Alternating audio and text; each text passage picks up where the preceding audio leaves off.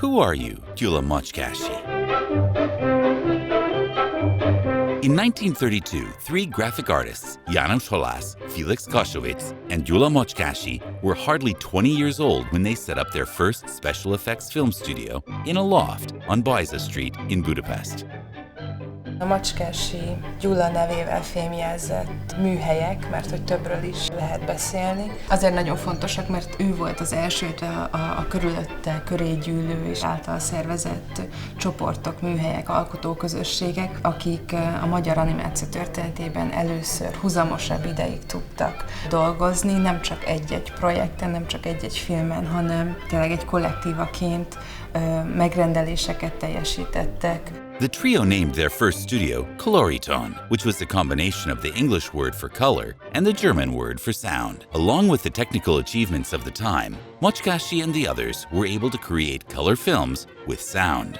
Egy olyan nyersanyagot használtak, ez a Gaspar Color nyersanyag, amit egy magyar származású Berlinben élő vegyészmérnök fejlesztett ki, Gáspár Béla. Ez kizárólag animációs filmben élt, ahogy akkor hívták, trükkfilmmel. És ezt nem csak Macskássy Gyuláék használták, hanem a korszaknak olyan nagyon-nagyon jelentős avantgárd animációs filmesei, mint Oskar Fischinger Németországban, Lennay Angliában, illetve Alexander Alexejev Párizsban, ő egy orosz származású animációs filmrendező volt, és lehet tudni, hogy ami filmek megfordultak ebben a berlini laboratóriumban, azokból kaptak ezek az alkotók is, mindenki a másiknak a referencia munkájából tulajdonképpen.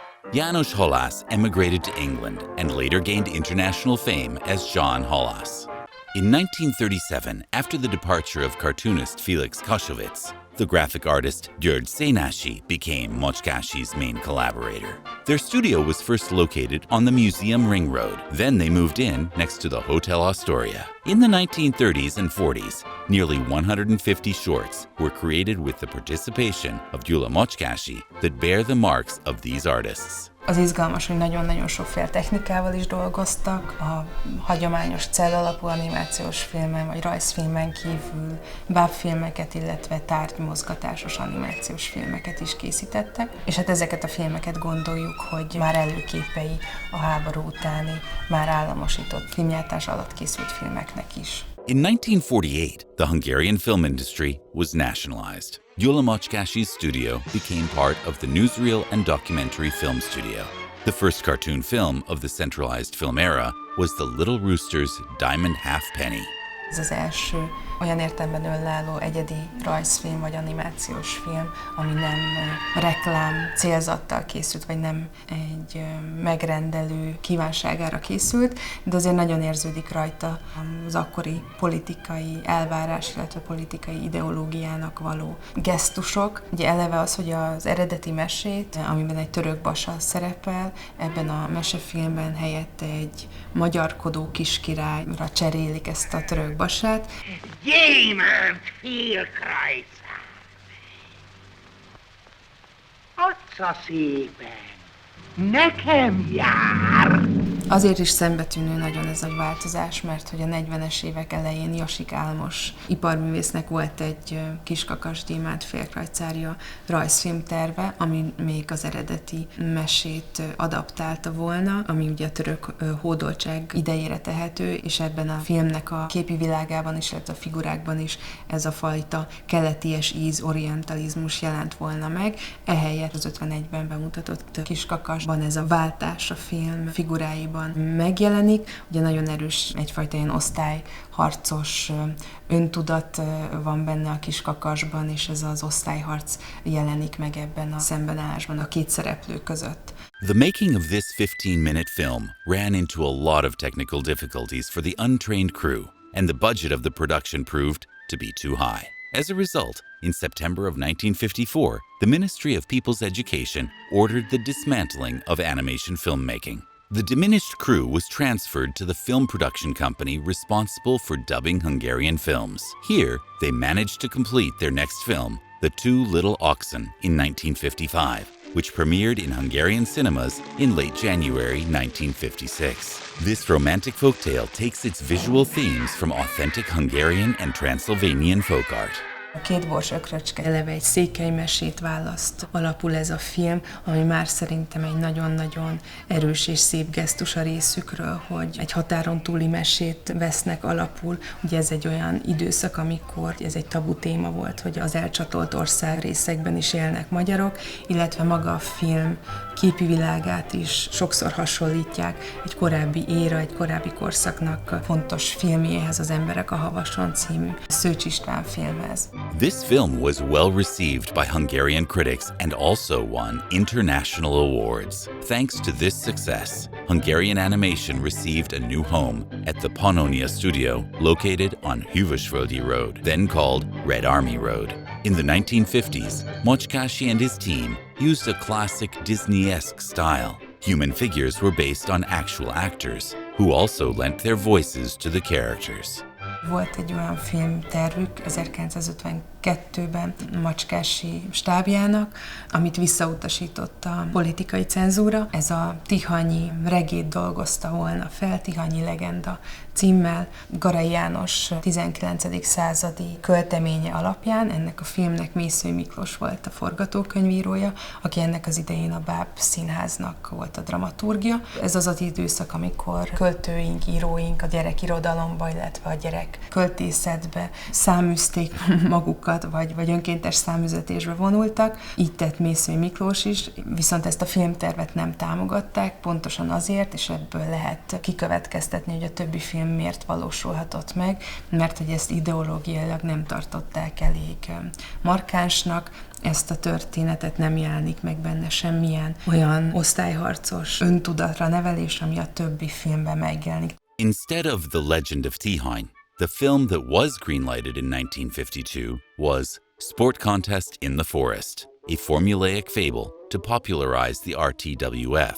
or Ready to Work and Fight movement. From the second part of the 1950s, Macskássy's films became genre parodies of classic tales. In these films, Macskássy and his team had a special method to save time and effort. By taking certain parts from their state-ordered commercials, they turned them into standalone short films. Macskássynak ekkor jött az a szerintem zseniális ötlete, hogy mi lenne, úgy készítenének a rajzfilmeket, hogyha egyszerre két funkciót is be tudnak tölteni, egyszer egy egyedi mozifilmként be lehet mutatni, illetve reklámfilmként találnak rájuk megrendelőt.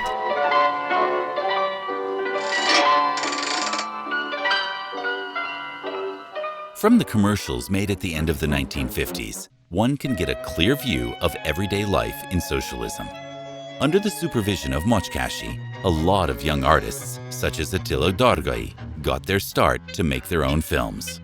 In the 1960s, the appearance of a more stylized design foreshadowed a radical renewal both in style and themes. The cartoonist Gyula Macskássy became Gyula Macskássy's co-director. The first film that they made together, The Pencil and the Eraser, received the category prize in Karlovy Vary in 1960. Azért is egy nagyon szép programadó film, vagy egy ilyen iskola példája ennek a modern animációs új hullámnak, mert hogy ez magáról az animációs filmkészítésről szól ez a film. A rajzfilmesek két eszköze, egy ceruza és radír a címszereplője a filmnek, és az egész történet, a film cselekménye az üres papírlapon, illetve egy filmszalagon játszódik. Ugyan a reklámfilmek készítik elő ezt a fajta új animációs nyelvet vagy stílust, ami ebben a filmben megjelenik, de itt emelkedik tulajdonképpen olyan rangra ez az új modern animációs filmnyelv, hogy ezt már például több külföldi fesztiválon díjazták. Itt figyel fel igazán a nemzetközi szakma és a magyar animációs filmesekre, illetve itt tudnak ismét becsatlakozni abba a nemzetközi vérkeringésbe, ahol előtte is, illetve utána egyre intenzívebben ott van a magyar animációs film. Bemutatom Homo sapiens urat, a ruhátlan filmsztárt és ceruza és radírkartársat. Készfogásuk addig tart, míg a nézőközönség le nem radírozza őket. Gyula Macskássy's greatest international success came in 1961 with the film Duel, which was awarded the jury's special prize at the Cannes Film Festival. Thanks to the success of these films, the team at Pannónia already received large international commissions in the 1960s. Directed by the Macskásy-Várnai duo, the film called 1, 2, 3 The History of Numbers was commissioned by UNESCO, while the film Little Man, Big City was made at the request of the World Health Organization. The duo made their first animated series shown in cinemas in the early 1960s. Filled with sci-fi elements, the series' main hero is Petty, who is becoming familiar with modern technological innovations. Alkotóember vagy mesterember egyre kevésbé találta a helyét ebben az új korszakban, és egyre inkább ezekben a filmekben megjelenik tényleg egy ilyen keserédes világlátás, vagy keserédes világkép az emberi stupiditásról, vagy szellemi nívótlanságról, és vele szemben egy kibontakozni nem tudó alkotóerőről. The cornerstone of Macskássy's 40-year-long career is a series of epigrams made from the works of György Várnai, which explore the meaning of human existence. But how did those in power see Gyula Macskássy at that time? Here's a short profile made in 1952 for the Közér supermarket chain that was probably requested by the company before the director could make them a commercial. He does his job properly. Regarding politics, he is neutral. He is not willing to take part in social work, and while he does acknowledge the artistic merits of Soviet films, he still has cosmopolitan leanings. Originally, he made commercials, and to this day, he is a businessman type. Macskássy's Ars Poetica came from the ethos of the Bauhaus. His main goal was to create useful and usable art. Macskássy Gyula és Várnai György 10 deka halhatatlanság című filmje, amely egy szárnyasló, egy Pegazus megszületéséről, illetve földi életéről szól. Ez tulajdonképpen egyfajta ars poetica ennek a két alkotó számára, de különösképp talán Macskásy Gyula számára, aki valami hasonló képpen érezhetett a tekintetben, hogy nem feltétlenül tudta mindig és az élete során végig kibontani azt a fajta kreatív szellemenergiát, ami benne volt. Despite being made during the period of the stiflingly gray socialism, Gyula Macskássy's films anachronistically represented reason and free spirit.